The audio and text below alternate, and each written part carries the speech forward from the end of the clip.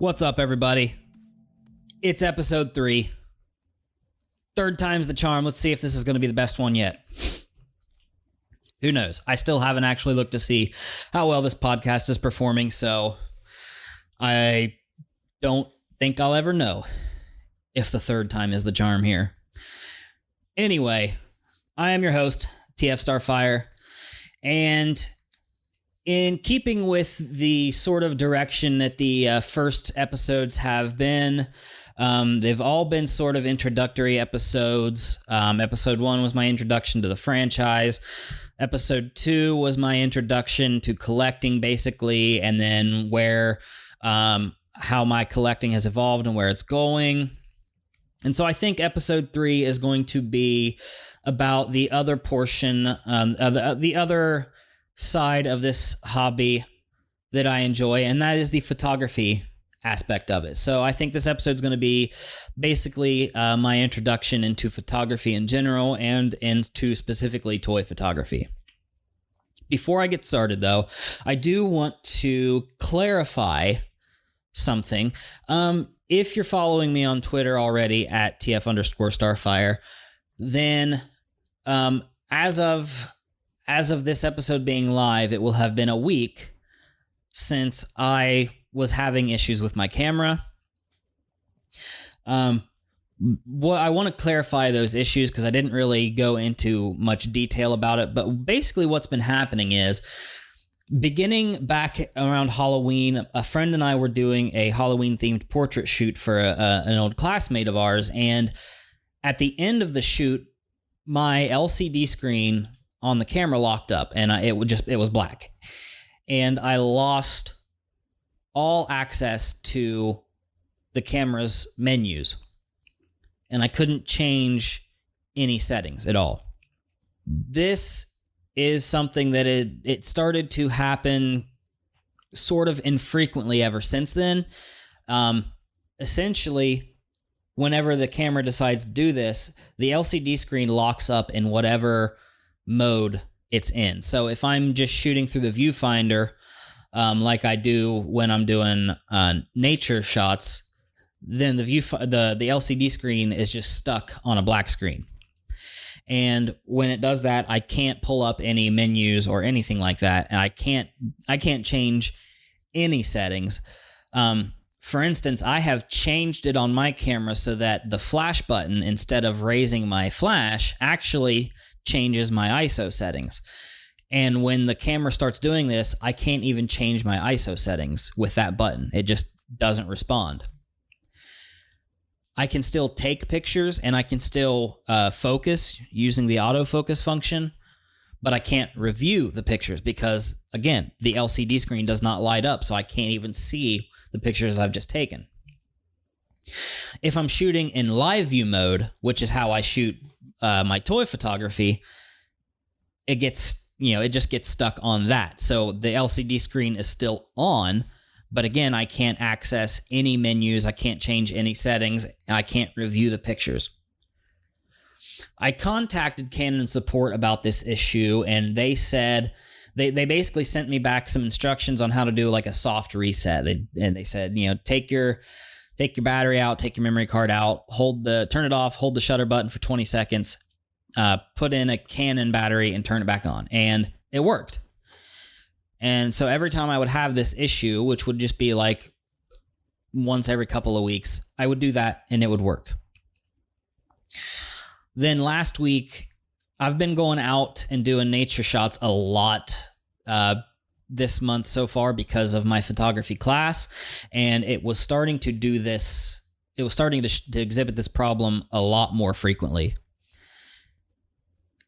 And this past Saturday, which was a week ago now, I was trying to do some toy shots in my home studio, and it immediately started displaying this problem as soon as I turned the camera on. I didn't take any shots because it just immediately started acting up. And I went through the reset process and it didn't help. And I went through the reset process multiple times and it didn't fix it. So I got a hold of Canon again, and they said, it sounds like the best option here is just going to be send it in for repairs. And it'll take 5 to 7 business days, and then we'll send it back. And they sent me a link, said start the return process, or the repair process here. And in doing that, I discovered that it's a minimum of $180 for that. If, they wanted $180, but then if they found other problems they had to fix, the price would go up even higher. And again, if you're following me on Twitter, I don't have that kind of money right now. So that was just off the table. There was no way I could do that. And so I was really upset over the weekend because I had assumed I had just lost access to my camera entirely. And, yes, using my phone as a substitute, definitely an option for toy photography, but it doesn't help me with my nature photography or anything like that. So I was definitely pretty upset about all that, but I let it sit for a day, and I got up Sunday morning, and was able to get it to power on properly, and I kind of went through basically a factory reset of the camera, and I am happy to report that it's been a week and I still haven't had any issues. It's been working properly ever since. So hopefully I'm not going to have that issue anymore, or at least if it is going to continue doing that, it's infrequent and the soft reset method fixes it still. So did want to just clarify that, just in case there was anybody out there that was curious as to what was actually happening and why I thought I no longer had a camera. But now that that's out of the way, let's go ahead and jump into today's topic, which is going to be basically what got me into not only toy photography, but photography in general. My initial interest in photography, I've kind of always had a passing interest in it, about ever since I entered my 20s, I think. I would sometimes go out to like a nature preserve or a state park or something like that and want to take some nature shots, maybe some landscape shots or pictures of all the wildlife you would see. And in addition to that, around that same time, my mom also got her first DSLR because she's also always had an interest in photography and she wanted to start doing portraits on the side. So I would often borrow her DSLR so I could go out and take nature shots. I must not have been interested enough to actually learn how to use a DSLR because I never did. I would just shoot on full auto, but still, I went out to take the best shots that I could given my limited knowledge. My ex-wife was also an amateur photographer. I actually met her because I was in a band at the time, and she was friends with my bandmates, and we needed promo pictures to post online and stuff, and they asked her to do them. So that was the first time we actually met.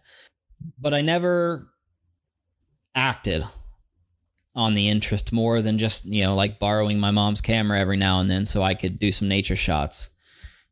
Collecting Transformers, my interest in photography grew because I started to want to take pictures of my collection.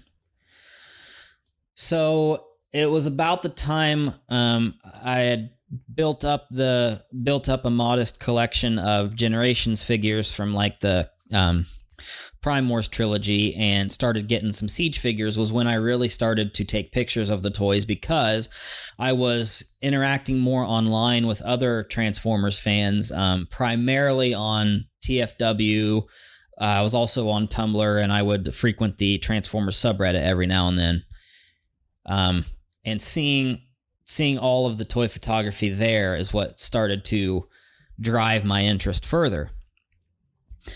So, like I'm sure a lot of us photographers have done, I started out with just my phone. and I would just literally put a figure on the desk and take a picture of it.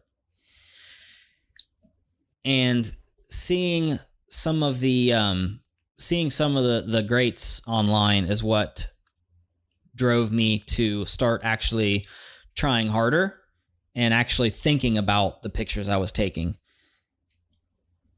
And so I would eventually, I wasn't like looking up techniques or learning anything about photography at all. I was just kind of experimenting and learning on my own. And I eventually started to consider things like lighting and shadows and different editing techniques. And my first attempts at clean background pictures, I actually at the time was using some black bookcases for my display instead of white. And I just took a cubby that was close to the bottom, and I took all the figures off of it, and I would put a figure in there and then shine a couple of floor lamps or desk lamps down on the floor at it, and started taking pictures that way. This went on until probably 2020, I think it was. And I started to, I don't want to say that I started to get bored of what I was doing, but I was, I think I found my pictures were getting a little bit stagnant, I think, and I wanted to improve them. I wanted to improve. And on TFW, I think it's in the collection showcase forums, actually. It's somewhere on TFW, there's some tutorials on making DIY light boxes and stuff. And I finally decided I wanted to try that because I wanted to do really clean backgrounds. So in 2020, I built my first light box using a big cardboard box that I stole from where I worked and some poster board as my backdrop, and I used the material from an old bed skirt as my light diffusers, and I just found some desk lamps that I could shine through the holes. And it worked out well sometimes. I must not have been storing the poster board properly because it would get like creases in it sometimes, which would cause really weird reflections on it from my lights, and I sometimes could edit them out and sometimes I couldn't. But that was when I really started to consider that's when I really started trying to do clean photography all the time. So I kept at that for a while, and I feel like I really did improve a lot. This was also around the time I started to consider getting a DSLR. I started to recognize the works of people like 6.0 and Toybox, Soapbox, Maz, the Triple Takeover guys, some other TFW users like Anabaku Rave. I recognized their stuff and I was like, I want to be more like this. I want to take stuff more like this. And I knew to do that, I was going to need something I had more control over, like a DSLR.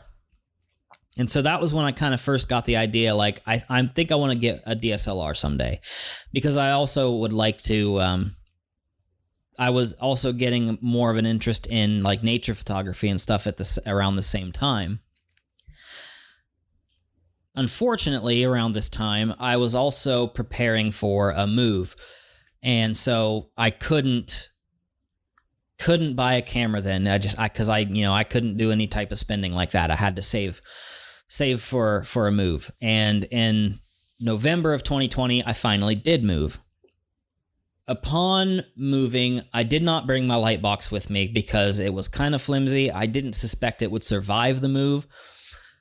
So I went from light box photography to, I basically just took out the box.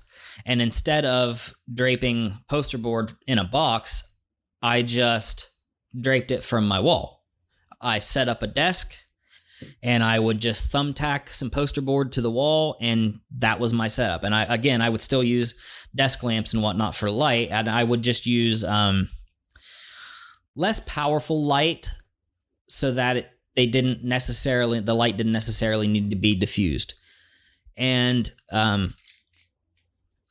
again, I feel like I did improve a lot. I incorporated colored backgrounds instead of just plain white, and I think I really did get some good shots that way.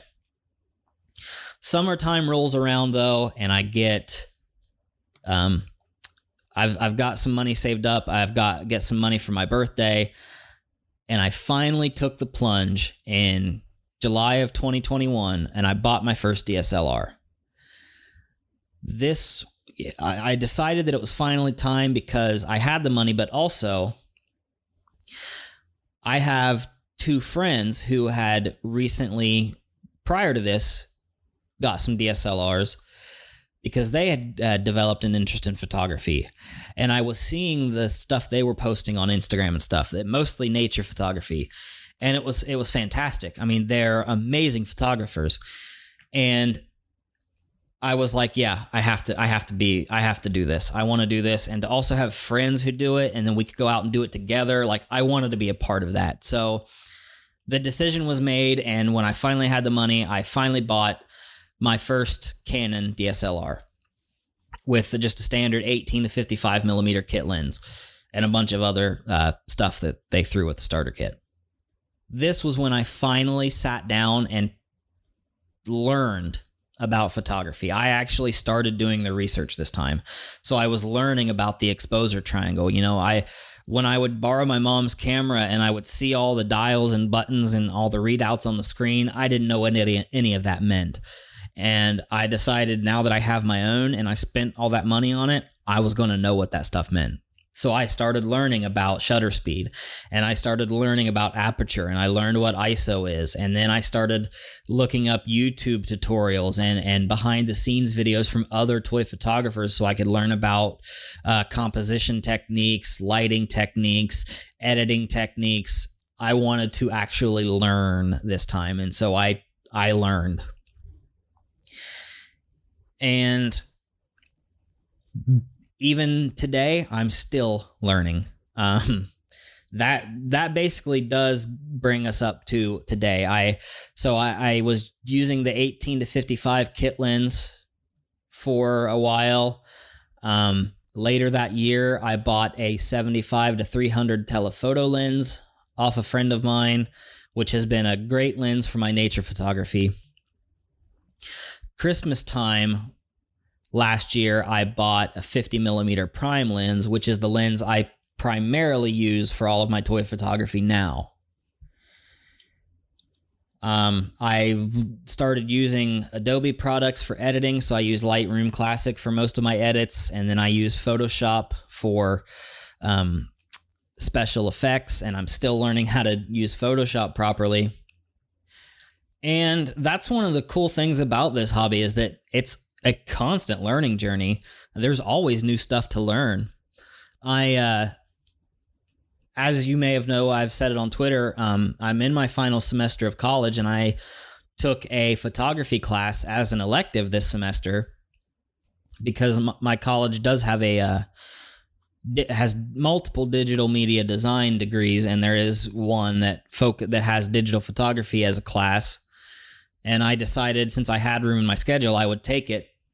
And I'm learning, right now we're just learning about Photoshop. So even though I have taught myself a lot in Photoshop, I am learning a lot about it still.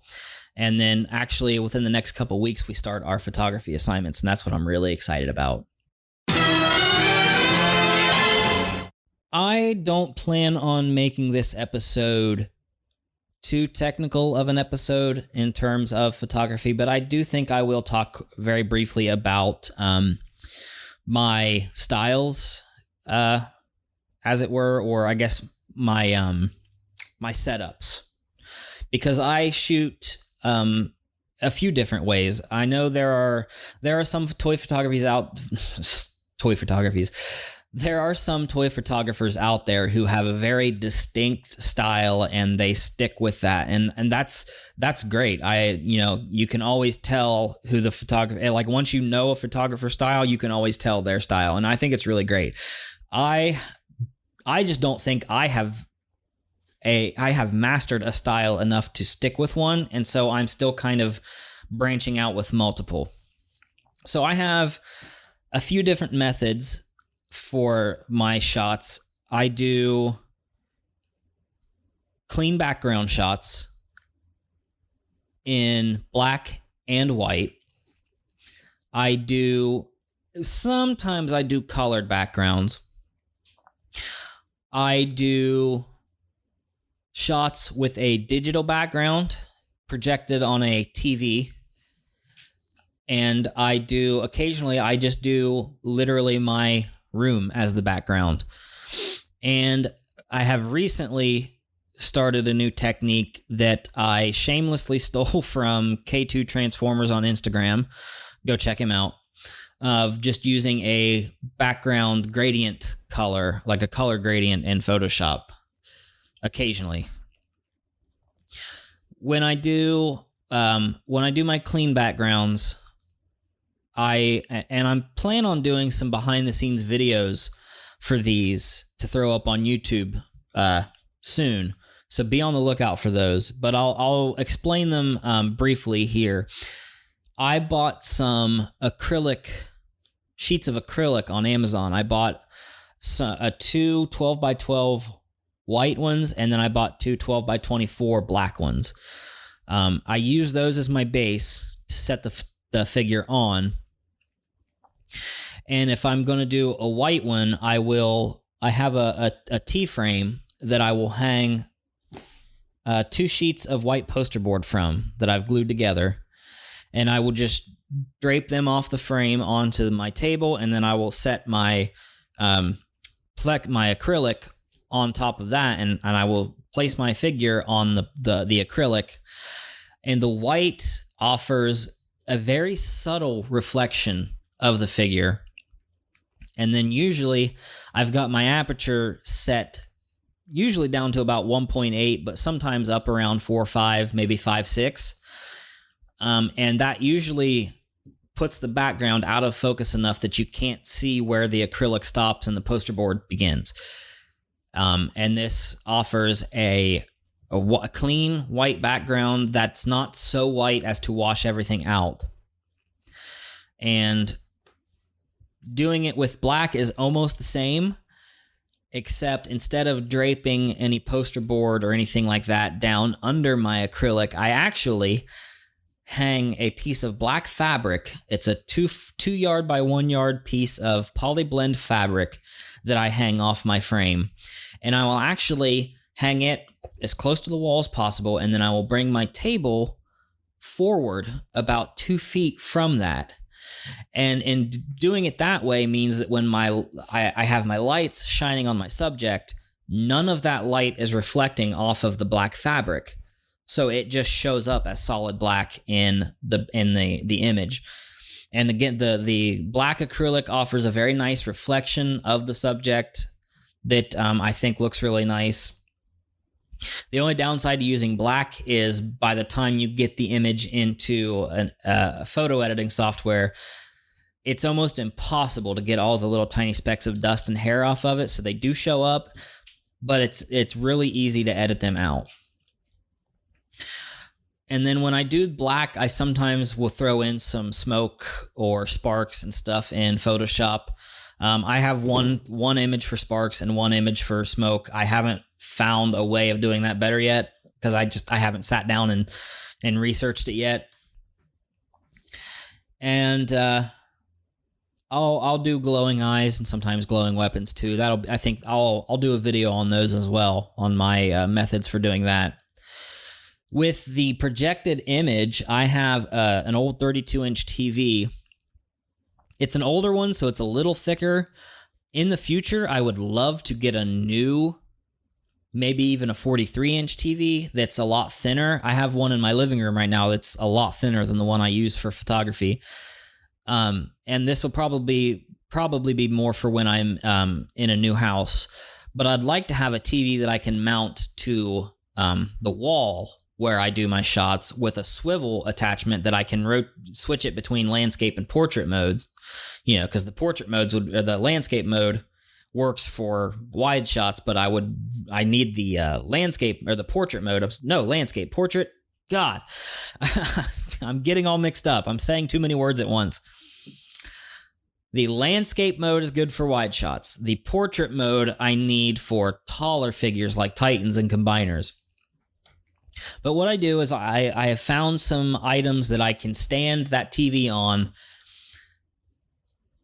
and then I use my black acrylic on top of the table, and I put the table up against the TV, and it's lined up so that the acrylic lines up right at the bottom edge of the screen. And then I have my laptop hooked up to the TV with an HDMI cable, and I pick an image and I just display it on the TV. Sometimes it's actual scenery, mountains and stuff like that, and sometimes it's just kind of like a space background because it looks cool. And then when I have that acrylic there, it very subtly reflects that same image on the acrylic. Not a perfect reflection. It's not a mirrored image. It is very blurry and textured. Because the light's not reflecting it perfectly, that I think just adds a really nice effect to the overall image. And then I usually have my aperture again pretty wide so that the image that is displayed on the TV is not very sharp. It'll be more blurred, and I just think it comes out really well. And then if I'm not going to do anything with the background like that, I leave about a 3 or 4 foot space behind my table so that the background is very blurry. But that adds a sort of depth to the picture. That I don't want to always shoot like that, but every now and then it adds a sort of depth to the picture that I really like. The color gradients, I do the same as my black background shots, but then I just add the gradient in Photoshop. I think that's about all I'm doing for now. I like to change it up. I haven't really mastered one technique that I think people would see and be like, that's definitely TF Starfire's work right there. But I do feel like it keeps me from getting bored of my images, and hopefully keeps other people from getting bored of my images if I change it up every now and then. Dark, excessive, time limited. Well, that's going to do it for today's episode. That was my introduction to the hobby of photography and a little brief overview of my shooting styles. I hope you all enjoyed it. Be sure to subscribe so you can be updated for future episodes. If you're not already, follow me on Twitter and Instagram. Links will be in the description. I will post my link tree that has links to all of my socials, as well as my YouTube channel. It'll also link to my additional socials. I also have a dedicated Twitter and Instagram for my nature photography. If you would like to give that a follow as well, they will be in my link tree. And before I go, if you noticed in today's episode, my intro was a bit faster.